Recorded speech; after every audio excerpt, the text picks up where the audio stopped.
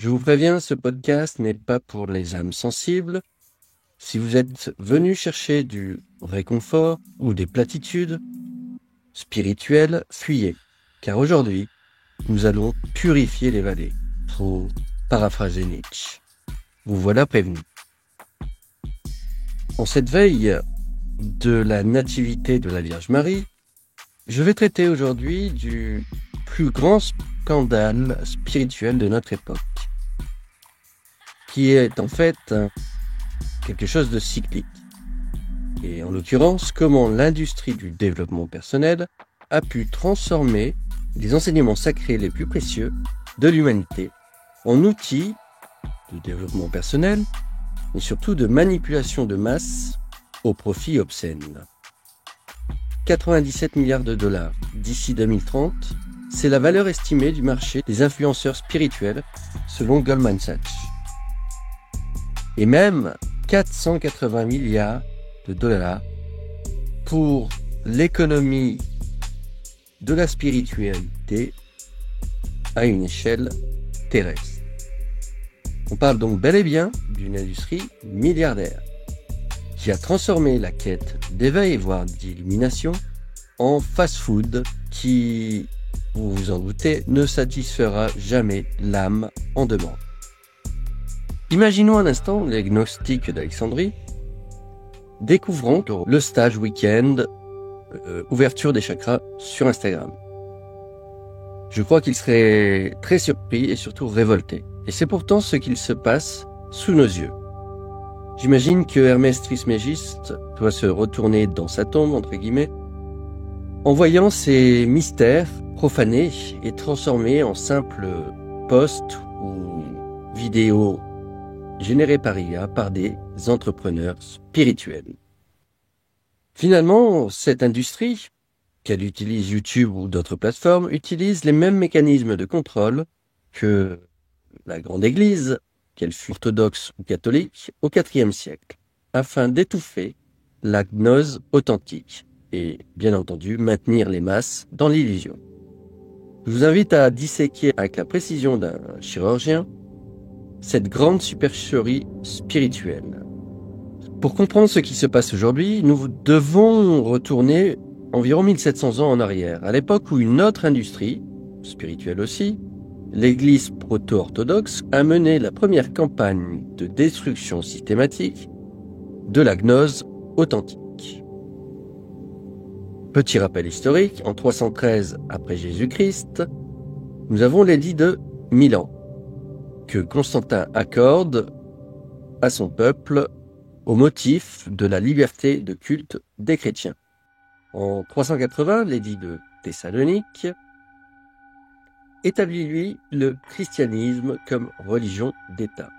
Je parle d'un christianisme exotérique, parfait pour endormir le peuple d'alors, à des fins, là encore, vilement mercantiles, d'une part, mais surtout politiques.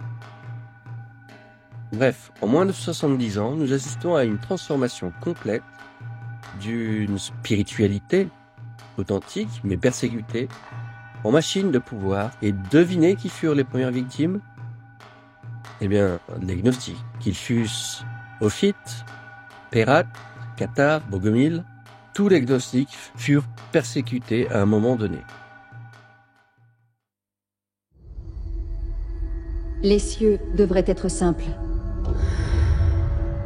Ce n'est pas le cas. Lors des derniers sursauts de l'Empire romain, dans une civilisation sur le déclin, une femme, légendaire, en avance sur son temps, se dressa pour unir l'humanité. Quoi qu'il puisse arriver dans les rues, nous sommes frères. Où sont les légions de Rome? Aucune armée ne contiendra cette meute. Il appelle à l'extermination de femmes et d'enfants. Tant que Dieu m'en donnera la force, je purifierai la cité. Toutes ces années d'études, si je pouvais seulement lever le voile. Pourquoi écouterions-nous les recommandations d'une femme? Il suffit! Mais si vous choisissez l'inaction, il continuera ses crimes encore et encore. Jusqu'à ce que la cité soit vide. sans plus personne à gouverner pour ce gouvernement.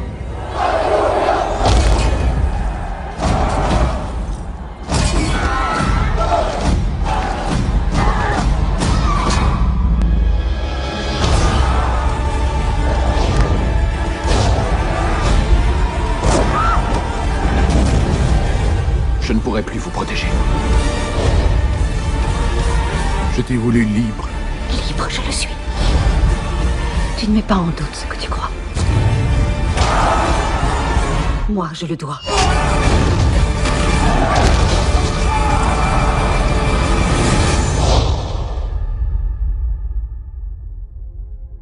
Pour comprendre les mécanismes de cette éradication, de la gnose véritable, il faut remonter à Justin dit le martyr vers 150 après Jésus-Christ, qui nous révèle déjà la stratégie.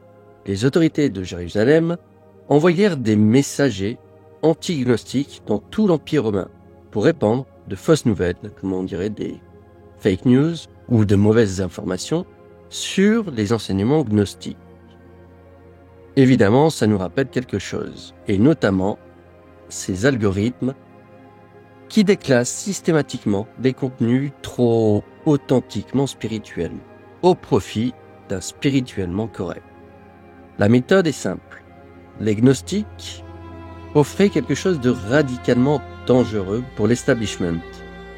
Cette connaissance sacrée et directe qu'on appelle la gnose, qui de facto élimine tout intermédiaire ecclésiastique, en tout cas non légitime.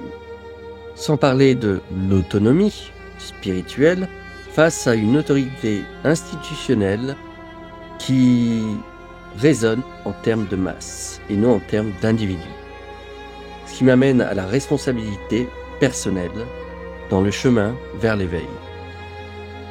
Cette responsabilité est propre à chacun, raison pour laquelle le salut est toujours individuel et jamais collectif. Quoi qu'en disent les religions dominantes. Toujours est-il que les communautés florissantes de ce christianisme primitif furent dispersées. Leurs têtes de pont furent exilées et leurs textes sacrés systématiquement détruits. Ceci dit, quelques manuscrits enterrés dans le désert égyptien ont survécu. Ce sont les fameux codex de Nag Hammadi, redécouverts en 1947. En tout cas, ce qui se produit actuellement est strictement identique, de mon point de vue, à ce qui s'est passé au IVe siècle, mais avec une sophistication que les empereurs romains eux-mêmes n'auraient jamais imaginée. L'industrie spirituelle moderne utilise en fait les mêmes techniques, un peu plus abouties et surtout beaucoup plus perverses. Récupération des enseignements authentiques, dilution de leur essence véritable et révolutionnaire, commercialisation de versions édulcorées, et bien sûr marginalisation de ceux, comme moi, qui suivent une voie authentique et aiment à la dispenser. La différence, c'est qu'aujourd'hui, c'est vous qui payez pour votre propre condamnation spirituelle. L'homme ne peut plus se permettre d'être influencé. Lorsque des civilisations extérieures viendront ici en voyage pour des raisons d'expédition scientifique, pour des raisons de contact politique, je plains ceux qui n'auront pas compris que l'homme ne doit pas se laisser influencer. Parce que l'homme s'apercevra à ce moment-là que ces gens ont des pouvoirs naturels qui dépassent votre imagination. Des pouvoirs qui appartenaient dans le passé à ces maîtres du monde ou à ces initiés, mais avec lesquels la conscience moderne n'a aucun contact. Attardons-nous un instant sur les mécanismes modernes qui sous-tendent cette nouvelle inquisition, qui est d'abord algorithmique. Si vous croyez que l'inquisition médiévale était brutale, et elle l'était, l'inquisition moderne est beaucoup plus subtile et efficace, en s'épargnant notamment toute violence physique. Mais, comme vous vous en doutez, ça fait de gros dégâts au niveau spirituel. Toujours est-il que les algorithmes des réseaux sociaux agissent comme de nouveaux inquisiteurs. il déclasse automatiquement les contenus qui remettent en question l'ordre établi, qu'ils soient bien sûr spirituels ou même politiques, puisqu'il y a toujours eu une passerelle entre ces deux aspects d'une même question. Ces algorithmes promeuvent donc massivement le contenu commercial qu'ils jugent spirituellement correct et créent des bulles de filtrage ainsi que des bulles d'attention qui maintiennent les chercheurs, qu'ils soient sincères ou non, dans l'illusion d'un choix qui n'en est pas un.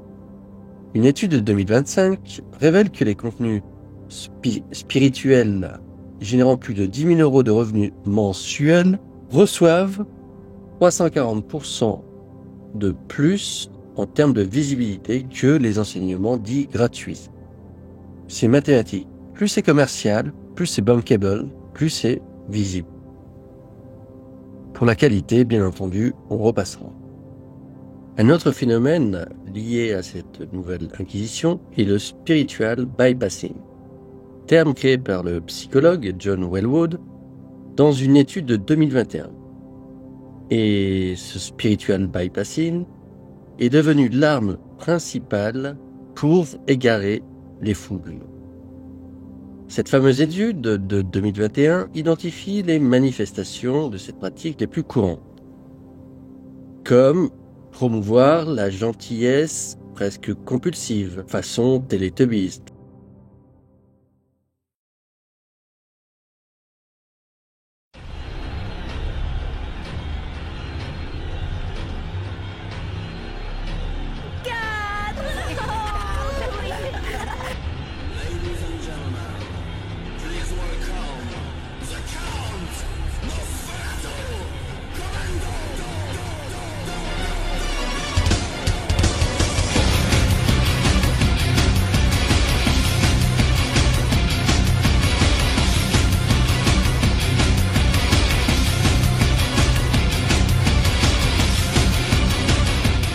Bien sûr, il y a aussi le narcissisme spirituel, le fameux « nous sommes des êtres de lumière », qui implique nécessairement l'évitement de la responsabilité individuelle personnelle, puisque l'univers décidera pour moi.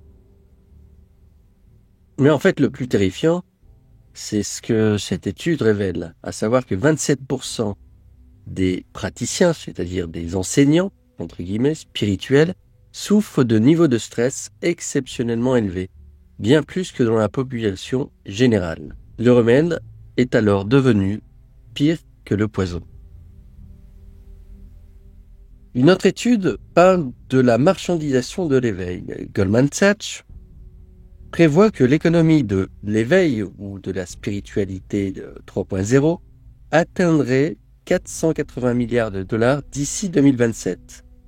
Dans cette course au profit, les entrepreneurs de la spiritualité vendent des promesses impossibles et pourtant bel et bien accessibles.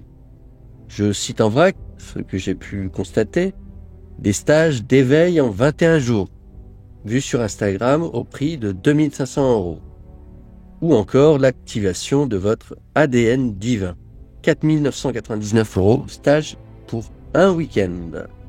Je ne parle même pas de toute la hype quantique qui a l'air d'avoir infesté à peu près tout ce qu'elle a touché. Mais pour le plaisir, 997 €, une masterclass en ligne. Bref, une belle arnaque. Et la réalité scientifique dans tout ça ? Eh bien, il n'y en a aucune. Et nous nous attarderons sur ce point un peu plus loin dans le podcast. Toujours est-il que l'individuation authentique, à la façon de Jung, prend normalement plusieurs décennies.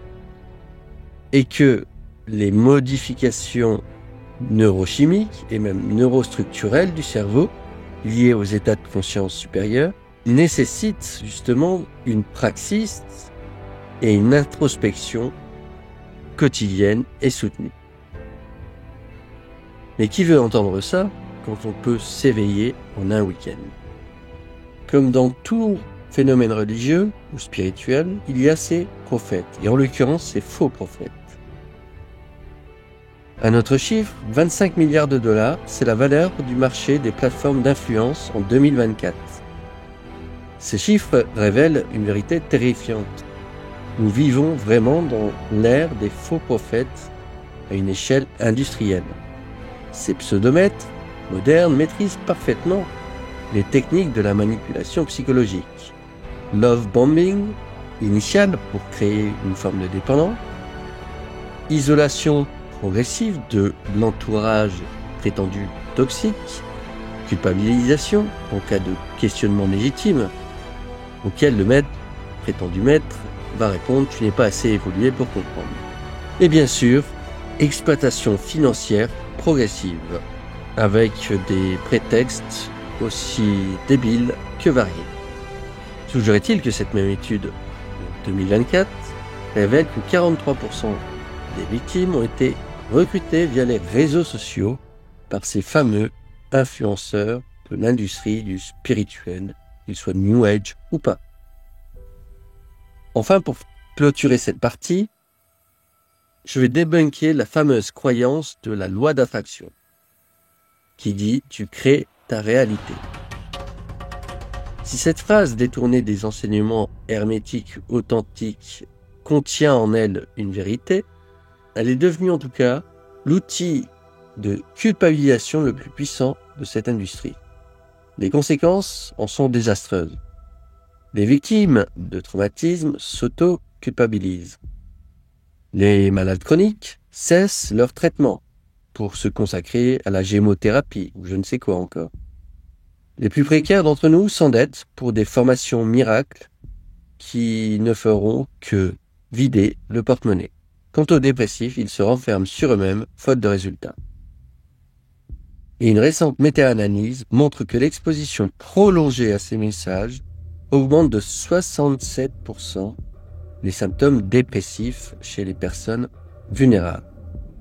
Autrement dit, nous assistons à une destruction méthodique de l'individu et de l'authentique spiritualité, qu'elle soit gnostique ou non.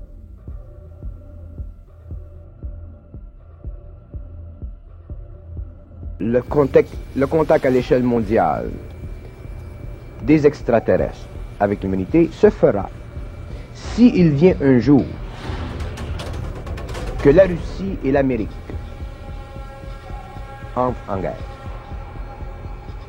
à un point où ces deux peuples menacent la survivance de la planète.